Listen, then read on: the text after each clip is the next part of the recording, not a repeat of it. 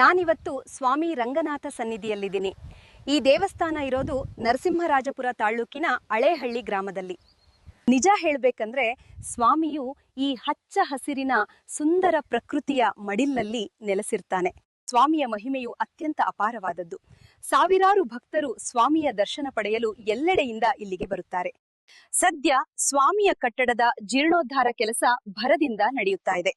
ಇನ್ನೇನು ಕೆಲವೇ ದಿನಗಳಲ್ಲಿ ಭಕ್ತರಿಗೆ ದರ್ಶನದ ಅವಕಾಶ ಕಲ್ಪಿಸಲಾಗುವುದು ಎಂದು ದೇವಸ್ಥಾನದ ಆಡಳಿತ ಮಂಡಳಿ ತಿಳಿಸಿರುತ್ತಾರೆ.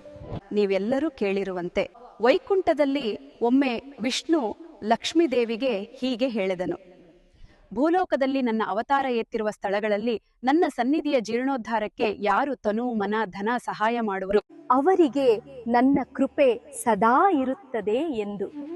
ವೀಕ್ಷಕರೇ, ಮಹಾವಿಷ್ಣುವಿನ ಮಾತಿನಂತೆ ನೀವು ಕೂಡ ಅವನ ಕೃಪೆ ಪಡೆಯಲು ಸ್ವಾಮಿಯ ಸನ್ನಿಧಿಯ ಬ್ಯಾಂಕ್ ಖಾತೆಗೆ ನಿಮ್ಮ ಸೇವೆ ನೀಡಿ ಸ್ವಾಮಿಯ ಕೃಪೆಗೆ ಭಾಜನರಾಗಿರಿ.